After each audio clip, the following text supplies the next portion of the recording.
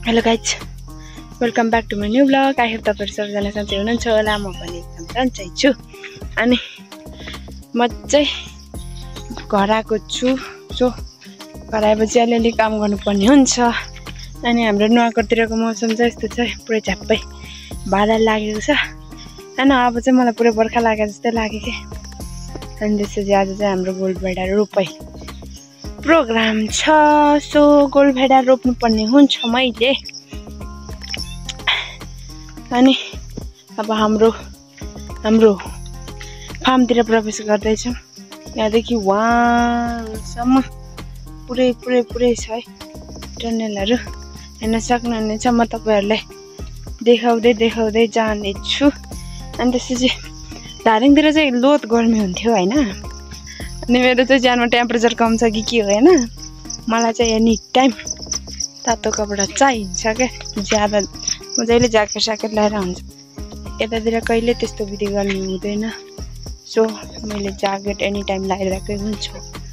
हाम्रो लस्करै देख्न सक्नुहुनेछ। वहाँदेखि वहाँसम्म पुरै होइन। यसपालि मात्रै बनाएको गोलभेडा रोप्नु पर्ने बाँकी रहेको छ। अनि पछाडिको भ्यूहरू यस्तो रहेको छ। आज बादल र आगेलाई पुरै कालो होइन। अनि अरू हालखबर यस्तै रहेको छ।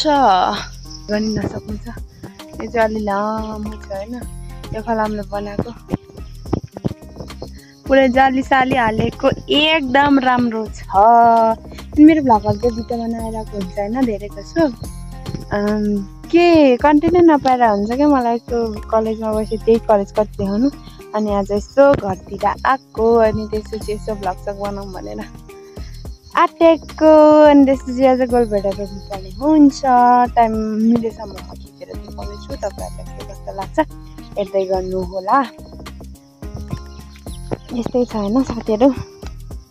यतातिर पानी परेपछि लोत जाडो हुन्छ क्या फेरि।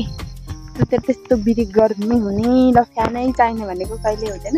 राति पनि म झ्यापसिटा कोरेरै सुतिरहेको हुन्छ होइन। त्यतिसम्मको जाडो हुन्छ। गर्मी महिनाको समयमा चाहिँ एकदम राम्रो ठाउँ हो हाम्रो ठाउँ चाहिँ होइन। एकदम राम्रो लाग्छ मलाई।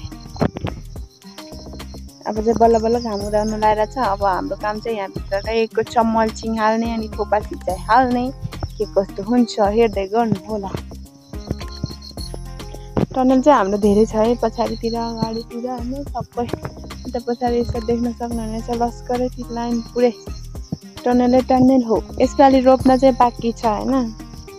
अनि कतिको भ्याउनुहुन्छ मम्मी बाबा मात्रै हुन्छ। त्यहाँदेखि मम्मी बिरामी हुँदो हुन्छ। के कस्तो लाग्छ हेर्दै गर्नु होला। ल्यान्ड प्रिपरेसन पुरै भइसकेको छ। अब जस्ट मल्चिङ र थोपसी चाहिँ हाल्नुपर्ने बाँकी रहेको छ। हाई गाइज, हाम्रो होइन जिन्दगीको गोडेटोमा अल्छी यति लाग्ने होइन क्या होइन। काम गर्दा कतै झप्प अल्छी लाग्छ। मलाई त झन् काममा छिर्नुभन्दा पनि अगाडि अल्छी लाग्छ।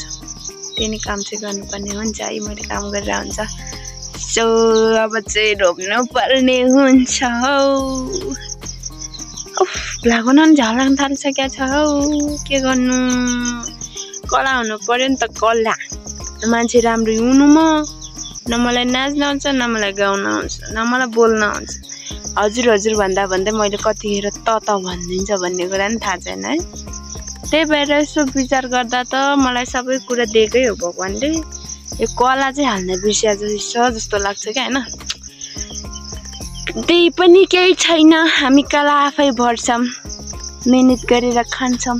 के अझ ल त साथीहरू। अब जिन्दगीको गोरेटो यतातिर चाहिँ पानी पुरै भइरहेछ है। के हुने हो यो बाढी पहिरो गएकै गरेर।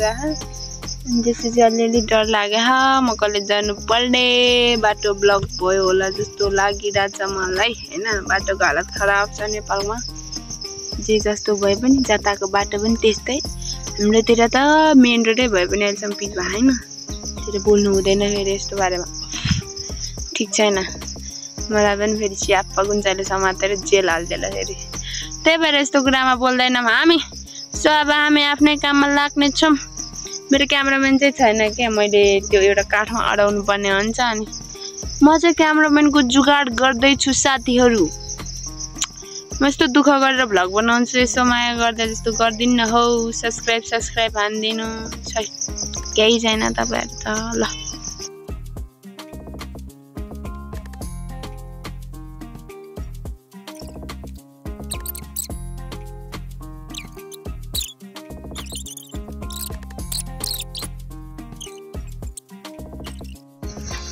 माथि सेतो सेतो भएको सबै टनलै यतातिरको मान्छेले धेरै टनल मतलब गोलभेडा खेती गर्छन् क्या। यहाँ माथिल्लो बुमताङ अनि यो तल्लो बुमताङ आकाश लागेको छ अलरेडी होइन। तिमी गाउँघर राम्रो छ। त्यो तल देखिरहेको त्यो ऊ चाहिँ सुन्तला रोप्नको लागि पनि अति उपयुक्त रहेको छ हाम्रोतिर। अनि उता भन्दा त्यो डाँडाले छेकी फलिरहेको रहेछ, हेर्न सक्नुहुन्छ। कहाँ पुग्यो यो किवी, यता फलिरहेको छ है धेरै।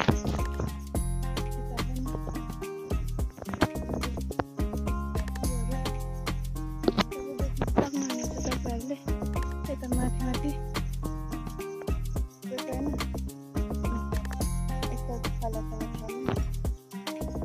फलेको रहेछ। यही हो हाम्रो किवी। ल अब चाहिँ हाम्रो मान्छे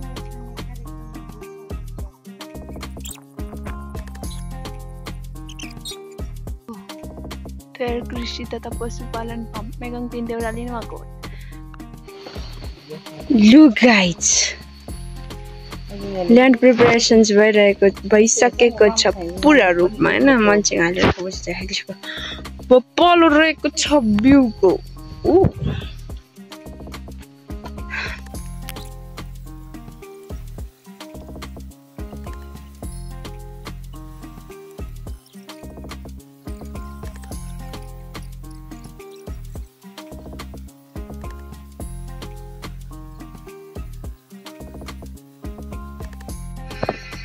साथीहरू, तपाईँहरूले मेरो भ्लग के कस्तो लागेको कमेन्ट गर्न नबिर्सिनु होला र मसँगै बसेर मेरो भ्लगलाई हेरिदिएर साथ सपोर्ट गर्दै गर्नु होला। Thank you for watching. Bye bye, see you tomorrow.